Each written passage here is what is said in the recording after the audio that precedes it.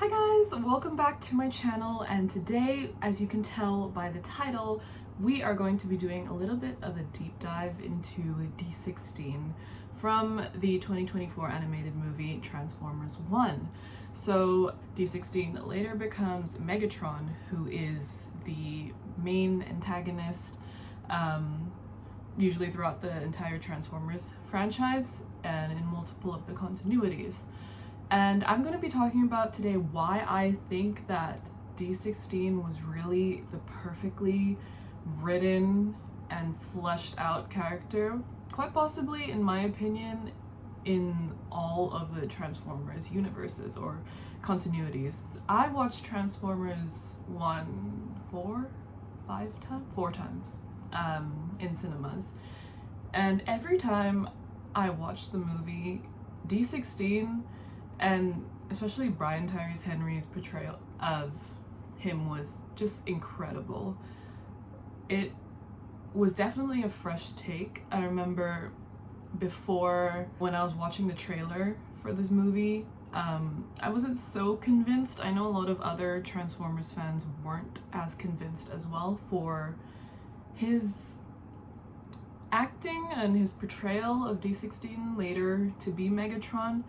But wow, I can tell you, when I first saw that movie, he stole the spotlight. And on top of Brian's incredible voice acting and portrayal of him, it was definitely because of the way his character was written. So that is what we're going to be talking about today. So I have some points written out here just to go through this video with you guys. You know, I think it's very interesting. He's just such an interesting character, and I just don't know how to explain it. I feel like if a sequel is greenlit, I am going to like this D-16, this Megatron, much better than a lot of the previous ones. That's not to say that I don't like any of the past Megatrons.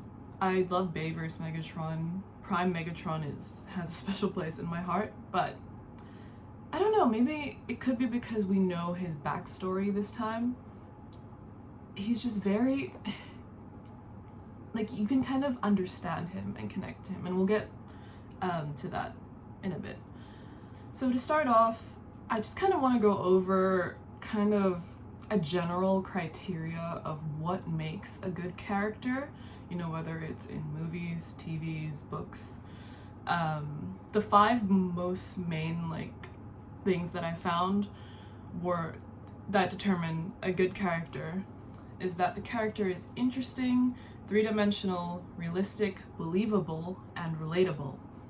And instantly off the bat, I think you know where I'm going with this. D-16 fits all of those five, but he's interesting without a doubt. He has a good backstory. His backstory with Orion, which we'll dive into a bit later. He's three-dimensional, of course. You know, some people will agree with his actions and what he did throughout the movie. I know sometimes I personally struggled with thinking, oh, but I understand why he's doing that, but I also understand why Orion is doing that. You know, and sometimes you think to yourself, if I was in that position, what would I do? And sometimes, you know, you'd feel like, oh, maybe I'd be like D, or maybe I'll be like Orion. So that's also just in general what I loved about Transformers 1. It's very, not just the characters are three-dimensional, the story itself is three-dimensional. D-16 is also very, arguably I would say more realistic compared to Orion. Someone pointed this out recently, I forgot where, but they said that D had faith in the system in someone else, whereas Orion had faith in himself. And I think that's a really good way to put it, because that's what ultimately drove the two away, what led them to their beliefs, what led D to his extreme ideologies. You know, in Transformers 1 we can see how Orion and D always kind of go back and forth about following protocol or trying new things, you know, getting out there, putting yourself out there. So D, I would say, is more realistic compared to Orion. And, you know, either way, whether you think Orion is right or D is right, I don't think there's any right or wrong. Again, that's another reason why I love this movie. There's no right or wrong, I feel like. He's also very believable. I guess, similar to realistic, you know, if you were in his position, if you put yourself in D's position, and you kind of think the life that you've been living, you know, I feel like majority of us, again, I can't speak for everyone, but majority of us would probably at first have the same mindset as D. You know, you'd be angry after you find out what Sentinel Prime has done to you, has subjected you to his will, and, you know, doing everything that he wants just so he can have power. And like, I would be angry, I know that. And relatable in a sense, I feel like majority of us as humans as well would be angry, would want revenge for what Sentinel Prime did and what he subjected the citizens of Iacon to. And another thing I wanted to talk about is the fact that he has a very solid, tragic backstory and connection with Orion Pax. You know, this is something that I kind of thought of, is that him and Orion are kind of like yin and yang. They're kind of like two sides of the same coin. Whenever I think of those two, I feel like they are really the same people, just on two different extreme sides. Which is what makes it so interesting and so captivating to watch, you know, as an audience. But that really sets up the perfect rivalry for those two. And especially him seeing Orion, who he probably deep down believes is better than him, because we can see throughout the movie that, you know, Orion's very headstrong, very determined, very impulsive sometimes, and I feel like D is more reserved. But I do feel like somewhere in D's spark, he wants to be like Orion, and to see at the end that the matrix of leadership is bestowed upon Orion, that's, you know, that's gotta hurt. Like, you can just imagine that just fuels the rage for D and later on Megatron. But it's just going back to that two sides of the same coin. They want what's best for Cybertron, both of them, just in their own kind of extreme ways. Again, two sides of the same coin.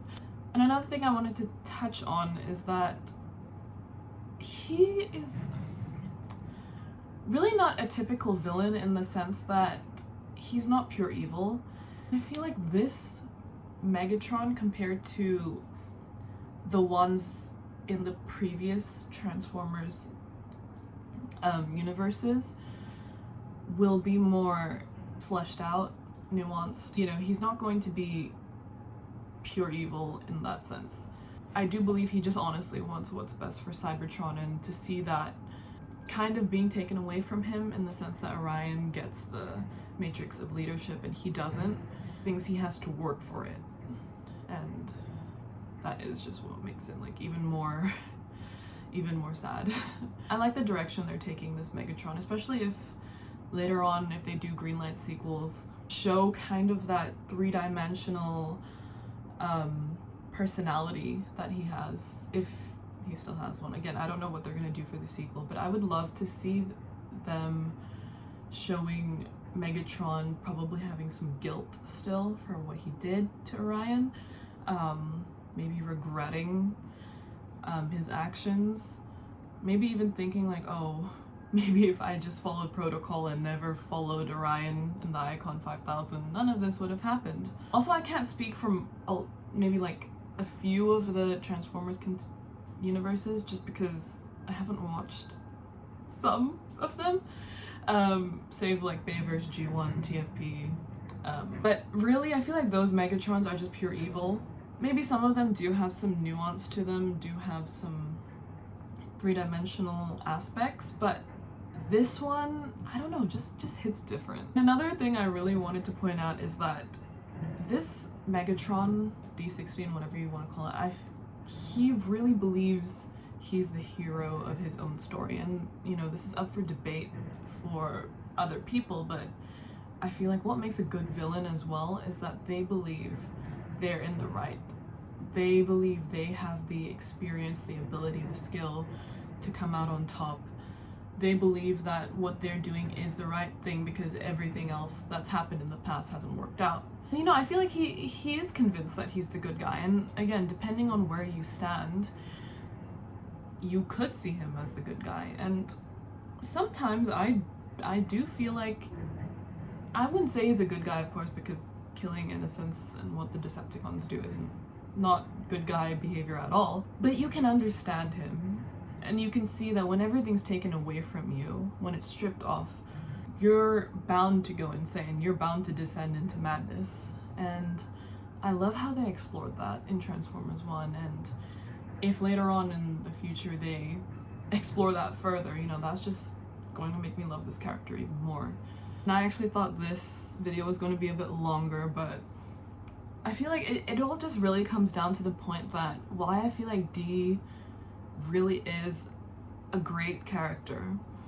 How they fleshed him out in this movie is the fact that you can see him as good, you can see him as in between, and you can just see him as pure evil. It comes up to interpretation, and especially me being like a writer and a very imaginative person, that is something, you know, I love to explore.